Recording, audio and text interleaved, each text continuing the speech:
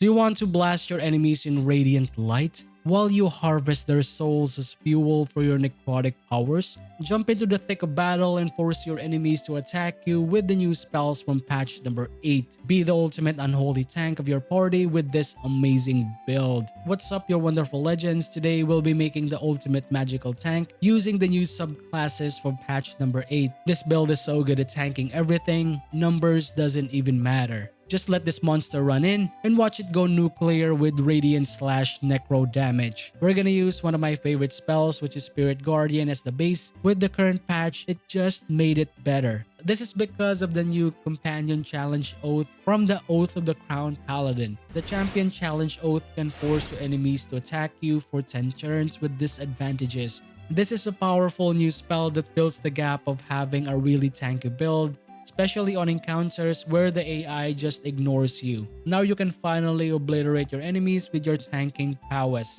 This build is also really good in a solo run and can trivialize most fights with proper setup. Being the ultimate magical tank won't be so magical if you don't use any spells, right? Well, we'll be using the powers of Death Domain Cleric Toll of the Dead. This cantrip damage increases with the more HP that is missing to the targets. Along with the use of the Reaper passive from the Death Domain, we can increase the number of targets by 1. To increase the effectivity of your necrotic spells some more, the Inescapable Destruction passive will let us ignore necrotic resistances to provide more pure necrotic destruction. To make this build even more overpowered, we'll even use the best armor of any radiant focused builds, starting with the luminous armor. This will let our radiant damage spell cause radiant shockwave as an effect.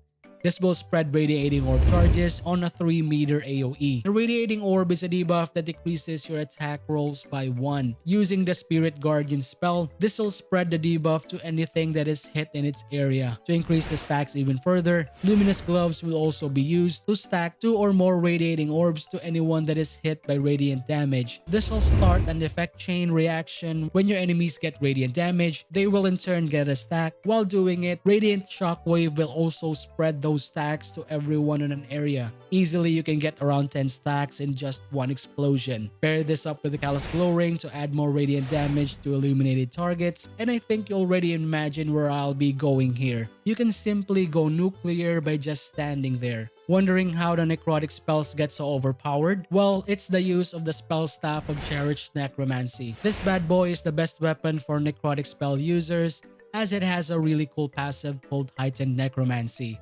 This provides disadvantage on saving throws against your necrotic spells, so it'll most likely hit your targets. Another really bonkers passive is the Life Essence Harvest. When you kill a target with spells, we can absorb the soul and use it as fuel for our higher tier necrotic spells. Just simply kill your enemies with any spell. In my case, I used Toll the Dead because it is a powerful cantrip and it doesn't consume any spell slots. Once the Life Essence Harvest pops up, use your highest tier necrotic spells like the Circle of Death or Dethrone. You don't need to even get levels on Wizard too much, just learn the spell via scroll and you're good to go. Necrotic spells have the most powerful single target AoE spells in the game, so go crazy.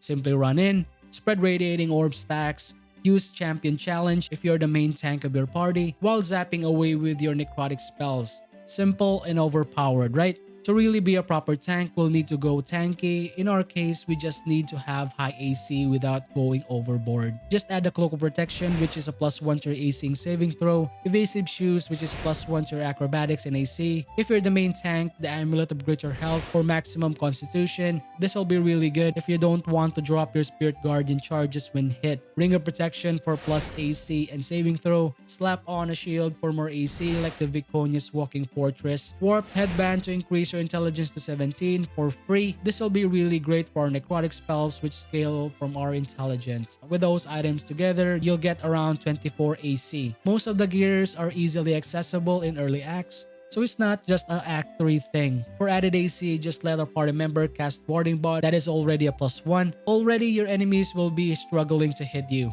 Want to increase your AC even more? Add the Mirror Image spell, which summons mirror images to push your AC to 34. This is perfect for jumping into the fray without any worries. With that complete, your gear will most likely look like this. Now let's get into how we really create this monster. For the races, you can just start off with any race that you prefer. Our first class priority is the Paladin. We'll need to get a couple of levels in the subclass Oath of the Crown. This is the brand new subclass that is introduced with patch number 8. Right off the bat, we already get a really nice support ability, which is the Righteous Clarity.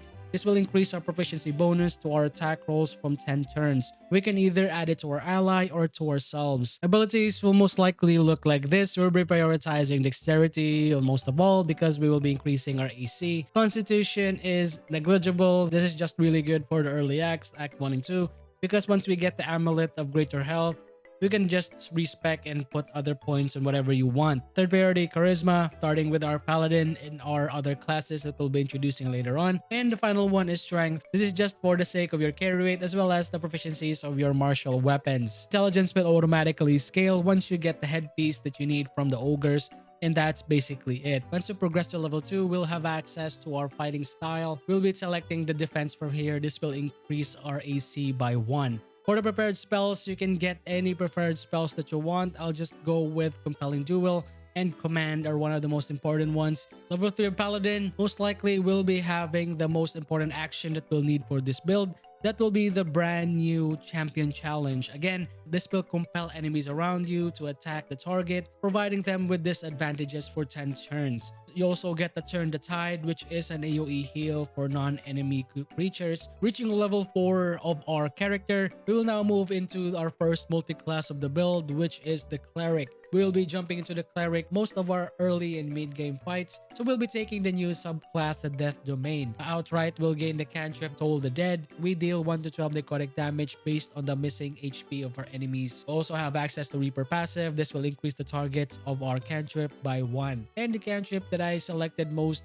from the Cleric is especially the Guidance, which is very important, Sacred Flame for more range spells, Resistances to increase our overall resistance and saving throws. Prepared spells, I highly advise you get Inflict Wound. This is a really nice necrotic spell that you can use, especially in the early levels that deals 3 to 30 damage. What's really cool about Inflict Wound is that it has the chance to crit. Very straightforward, we'll just follow our Cleric tree while unlocking the Channel Divinity Touch of Death. We can use a reaction to deal additional necrotic damage to any enemies that we hit with our melee attacks. Still sticking at Cleric, we just unlock the Warding Bond and one of the really cool ones, which is Aid. Level 4 of our Cleric, we unlock another set of cantrip and our very first feat of this build. For the feat, it's just very basic. We'll just get ability improvement and add dexterity to increase our AC. Cleric level 5, this is a very important power spike, which is level 8 of our character.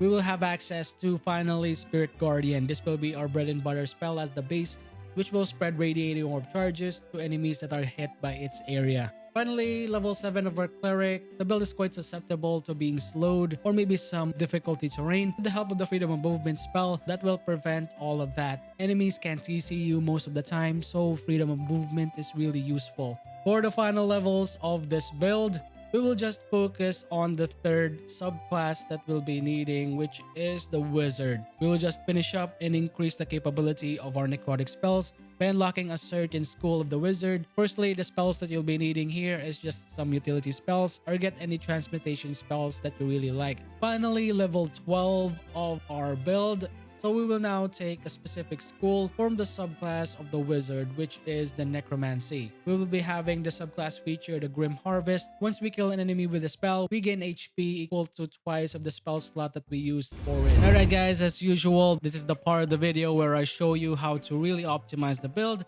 and how to set up, especially if we're gonna be jumping into combat with this amazing ultimate magical tank. Starting off with our spell setup, we're gonna cast Freedom of Movement to ourselves.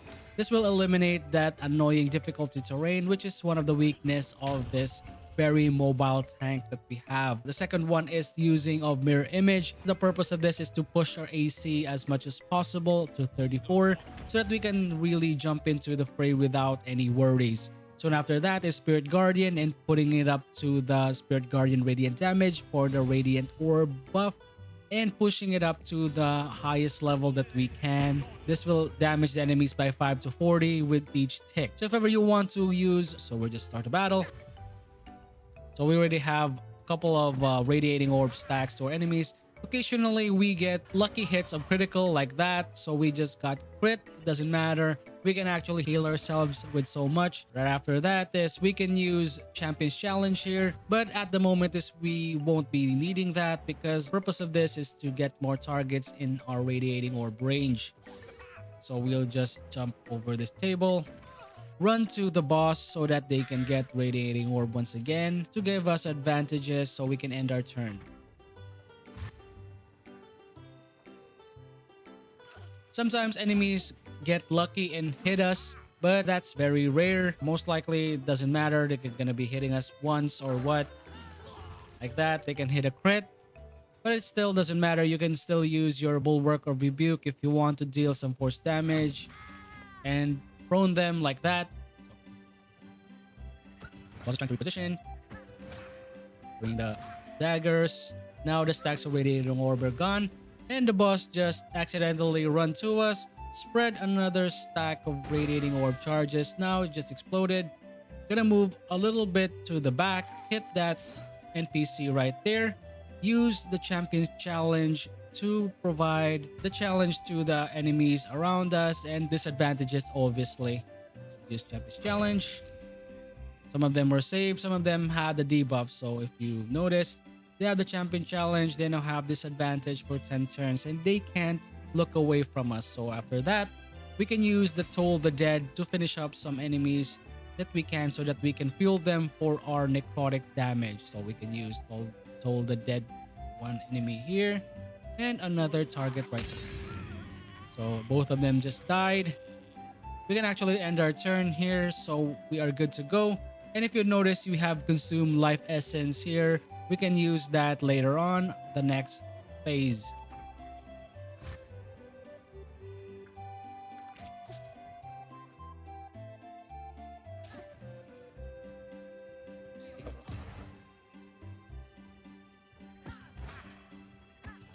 Okay, so another miss.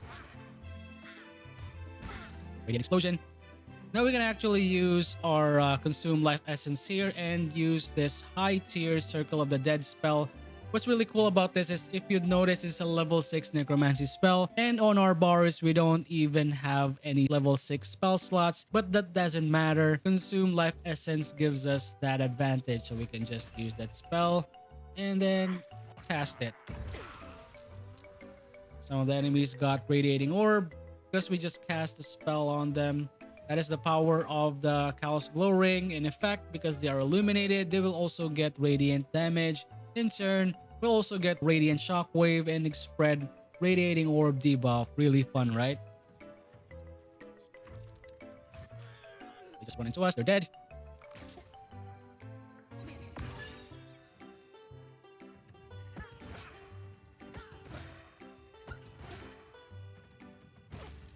So we'll just move into position right here. Spread some radiating orb stacks. Use Toll the Dead on some dying enemies. So this one. This one. Not dead. Oh yeah, we got one dead right now. Move a little bit further. And we can end our turn. Oh, the occasional crit. Really nice. So we can use Rebuke. Prone that enemy there. Done and dusted. So the boss doesn't have any radiating orb stacks anymore. She might hit us. Yeah, she got the occasional crit now. There, got it. We might have a chance to move a little bit. Finish up this one that casts Fairy Fire. Dead. So this is another spell that we can use for free. Dethrone is really powerful, 30 to 80 necrotic damage to the enemy. So let's try it to the boss. Boom. She just got obliterated. Move into the targets once again. 10 stacks. And most likely next turn they're all gonna be dead. Ooh, another really nice crit. Just Rebuke and one enemy just died. So we can consume another life essence for free. And we can just use, maybe finish up with maybe Blight for this turn. And it's done. And that's it, guys. Thank you for watching the build. Would love to know what your guys think. And if you have any questions, just comment it down below. Shout out to all the people who subscribe and keep supporting the channel. I really appreciate you guys for all the amazing support. And for all the people who haven't subscribed yet, thank you for watching my videos, and I hope I earn your subscriptions in the future. But if you're here today, please don't hesitate to hit that subscribe button. Want to support me directly, join the button is below. If you guys love build crafting, modding, and playing Baldur's Gate 3 in general, we actually have a really nice Discord together with some amazing people who are very passionate about the game. Links are also in the description, or maybe if you're just excited for RPGs, builds, news, and modding, just keep it here in this channel. Finally, that's it for me. I'll see you soon. The next Master Buck Show. So, bye guys.